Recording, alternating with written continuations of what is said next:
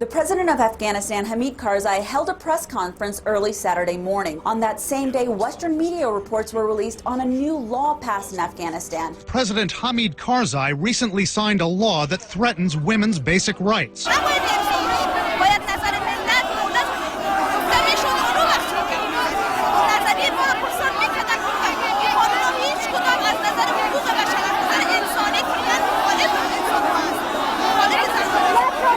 President Karzai is legalizing a law that is legalizing rape. The UN says it's the legalization of rape.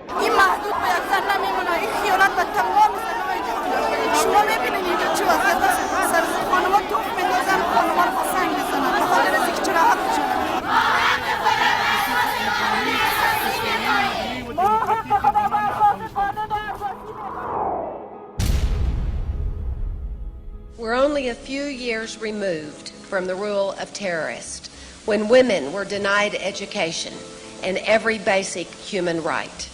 That tyranny has been replaced by young democracy. Today, because we acted, Afghanistan's women serve as teachers and doctors and journalists and judges. And the power of freedom is on display across Afghanistan. The claim or the discussions that we were hearing 7 years ago was that Afghanistan women were liberated or became free out of the Taliban's domination. The perception of the women of Afghanistan having been severely oppressed only under the regime of the Taliban and then having been freed by the United States military intervention in 2001 is a false perception. We got reports back that indeed that had been accomplished and that women had thrown off their burqas and gone back to school and gone back to work, and things were wonderful for women. This is complete mythology. It didn't happen. And now they're very, very disappointed. It's like seeing the light at the end of tunnel but never being able to reach it. Now the case of violence against women more than Taliban time. There is 23 rape case just in 2 months in North Afghanistan. There is a lot of violence against women in West Afghanistan. Rape, pillage, plunder, the abduction of young girls, the threatening of school teachers, these recent incidents in terms of acid. Girls attacked with acid for daring to go to school. Despite initial gains, women's rights and even women themselves are increasingly under attack.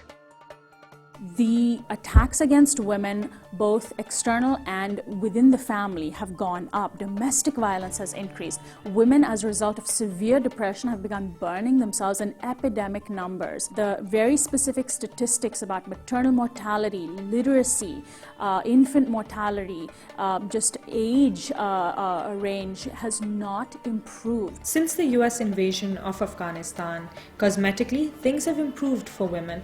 Yes, there are women in parliament now. Yes, there are driving schools and beauty schools for women. But really, if you look beneath the surface, has life improved for women in Afghanistan? Absolutely not. You have to go back to the late 1970s, where the US started funding proxy soldiers in the fight against the Soviets during the Cold War.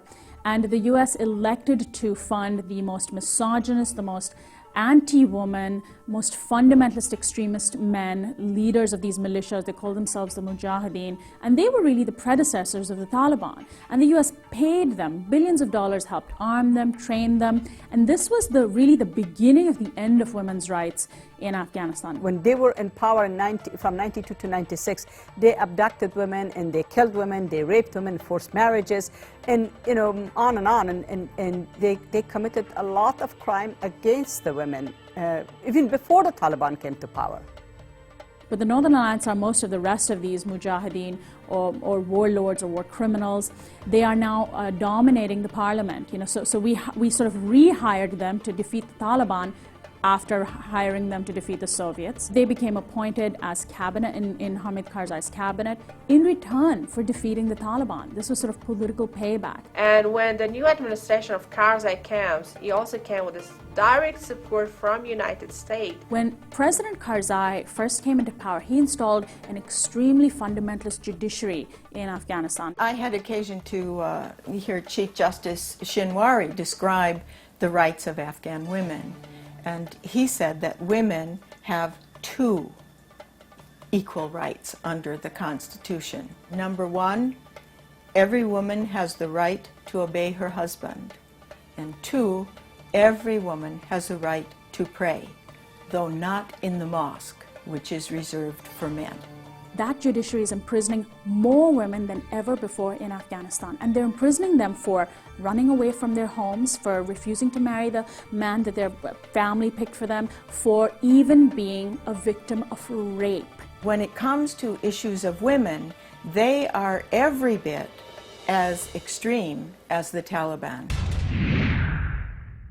For most Afghan women, you would have to say that although there have been improvements on paper in the Constitution and international treaties, for most Afghan women, life has stayed the same, and for a very great number, life has gotten much worse. The situation for women today in the Pashtun areas is actually worse than it was during the Taliban time. And the reason is because under the Taliban, women were kept in burqas and in their homes, away from education. Today, the same situation persists. They're kept in burqas in homes away from education, but on top of that, they're also living in a war zone. And women disproportionately suffer the effects of war. And so the majority of civilian casualties have been women. So women that I talk to in these areas often say that they actually wish the Taliban were back in power, because even though their lives were imprisoned then, they at least were kept free from bombs or from house raids. If we have some women in parliament, if we have a ministry for women, it not means to now Afghan women is free.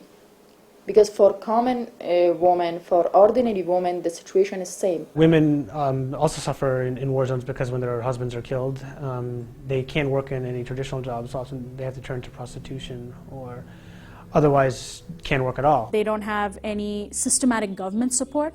They are expected to fend for themselves. But in Afghanistan, if you're a single woman, if you're a widowed single woman, if you have children to take care of, if you don't have literacy, if you don't know how to read or write, if you don't have any marketable skills, you have no way of making money. Some do go to prostitution. Some live in very, very inhumane condition.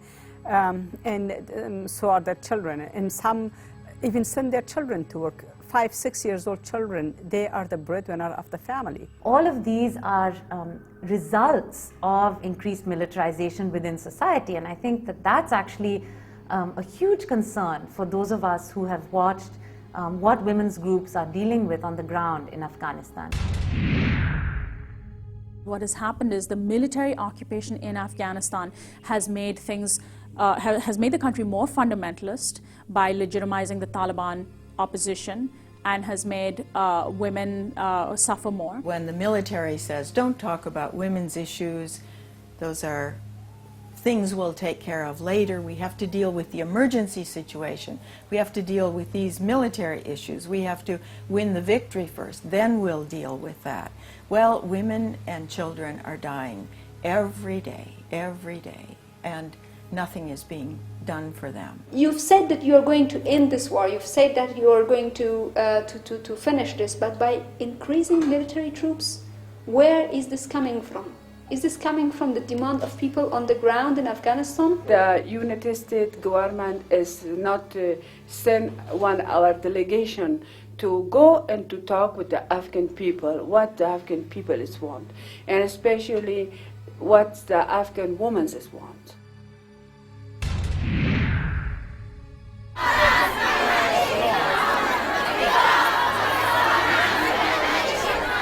Stop this war, because our people is very tired with this situation. And if they really want to help our people, we don't need more soldiers. وقت ما تاییدول امریکایی عسکر په افغانستان کې اوس یې نه تاییدول په دې څه دوی راغله از اولو کې افغانستان یا بران آرامی باشه ارزانی باشه امنیت باشه. افغانستان آرام نیست.